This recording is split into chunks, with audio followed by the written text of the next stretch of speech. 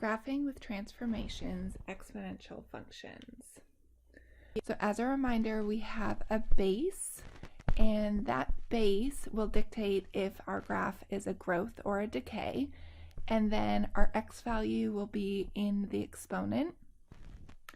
The items that impact our y values are the a, vertical dilation, and the k, and that's our translation up or down. Also, as a reminder, our asymptote is going to be located at y is equal to k. So if that k value is a number that shifts the graph up or down, the asymptote will shift up or down the same amount as the entire graph. Items that impact our x values are this b value here, that's our horizontal dilation, and our h, and that's going to be our left and right. Then we have two different types of reflections. The one on the outside here is a reflection across the x-axis, meaning it changes our y values. And then our plus or minus that's attached to the x in the exponent is a reflection across the y-axis, so it changes our x values. So here is our first example. We're going to identify our parent function. That would be the 2 with the x. So everything that is not highlighted is a transformation. We're going to start with making our parent function table of values. We're going to identify the transformations. The 3 is our vertical dilation by 3. Then we have our translation down by 4. And then lastly, we have our translation left by 1. So the items outlined in the pink change our y values. The item in the blue change our x values. So we're going to apply that to our new table of values. So our new heading for our y values is going to be 3y minus 4, and our new heading for our x values is going to be x minus 1. So I'm going to take my original y value from my parent function, I'm going to multiply it by 3 and subtract it from 4 to get the new values.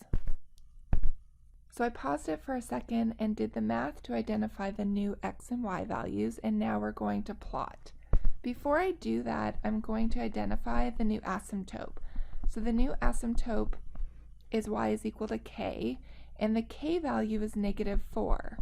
So that means that the asymptote is going to be at -4. So I'm going to graph that first, just so I have an idea of where this graph is going to be shaped. Then I'm going to plot my new points. There are the new points, and I'm going to connect them. You'll notice that the graph is going up and to the right, which makes sense. It should be a growth because that base value is a number that's greater than 1, which identifies that it's a growth, an exponential growth. Now let's identify the y-intercept, domain, range, and end behavior. So the y-intercept is 0, 2. So what happened there is you'll notice that it's not just our a value, and that's because of the vertical translation. Our domain is all real numbers. Our range are values that are greater than -4. And our end behavior, so as our x values get larger, our y values also get larger.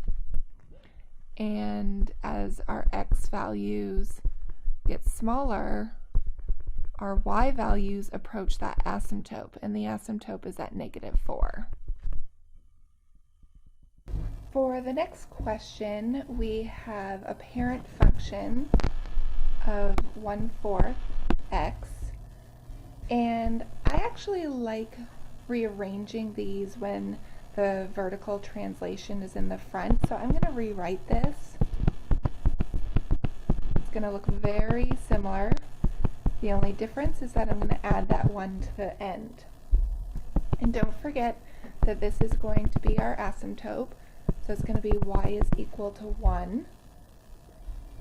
We'll start with our parent function just like we did the last question and make a table of values for the parent function.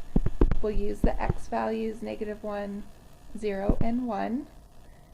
And so when we put -1 in for x, we get 4. We put 0 in, we get 1. We put 1 in, we get 1/4. Now we need to identify our transformations. So we have that negative in the front, so that's going to be a reflection in the x-axis, so it's going to change our y values. We also have that +1, and that is a translation up by 1, and that again is going to change our y values. Now the horizontal changes, we have that 3 that's in the denominator, so we have a horizontal dilation by 3, and then we have a -5, so that is going to be a horizontal translation to the right by 5. So we need to apply these to our new table. So the y values are being reflected, and then we add 1. Remember, we do multiplication, excuse me, we do multiplication before our addition or subtraction, and our x values are being multiplied by 3, and then we are adding 5. So I'm going to pause it to find the new table of values. We have our new table of values, and then we can plot those numbers. We'll start by doing our asymptote, which is at y is equal to 1.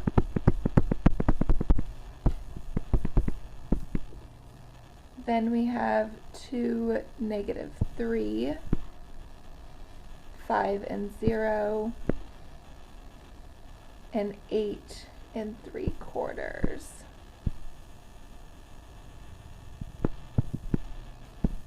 So notice that reflection.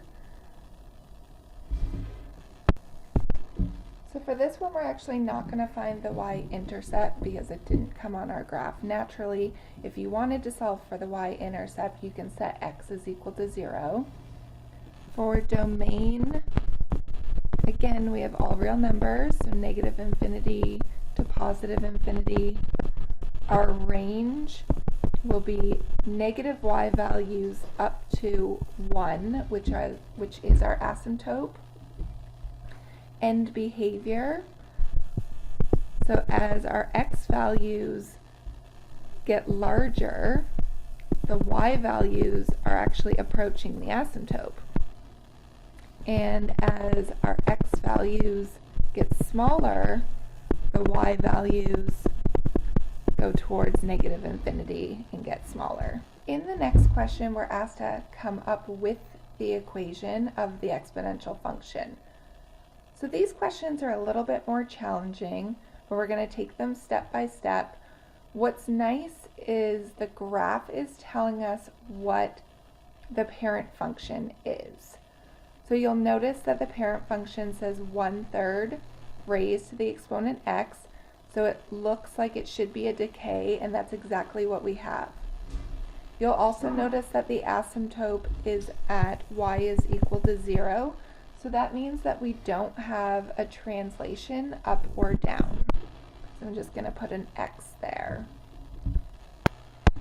The parent function would have the table of values of negative 1, 3, 0, 1, and 1, 1/3. So if you look at the points that were given, I'm going to highlight them so you can see them. So imagine that those points correspond with the 3 coordinates of the parent function, but obviously some changes have been made.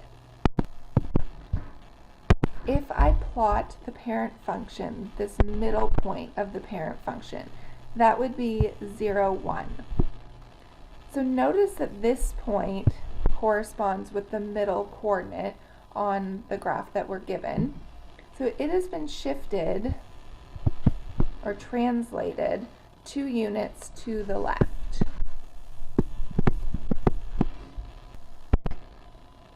Now we already identified that there isn't a vertical translation because the asymptote is still at y is equal to 0. So then the question is, how did the point get all the way to 6? Well, that would have happened because of a vertical dilation.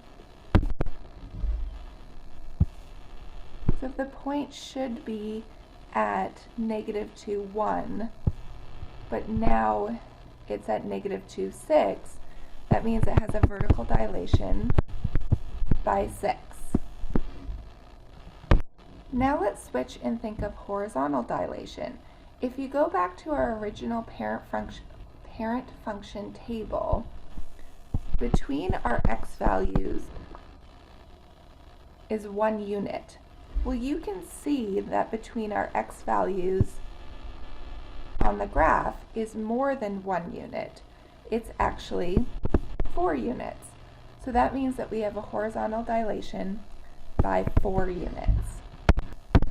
Now let's put this all together. We have that vertical dilation of 6. We have the parent function of 1/3.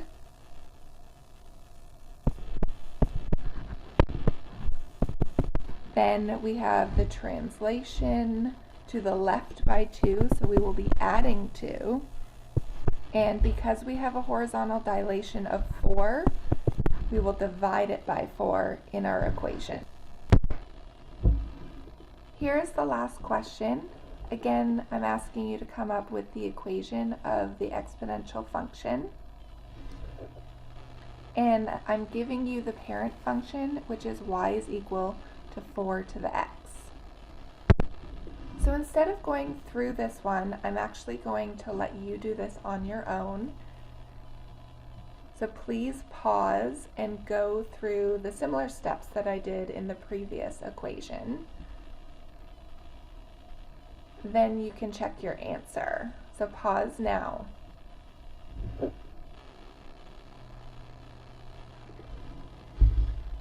The final answer is y is equal to 12, 4 to the negative 2x minus 10.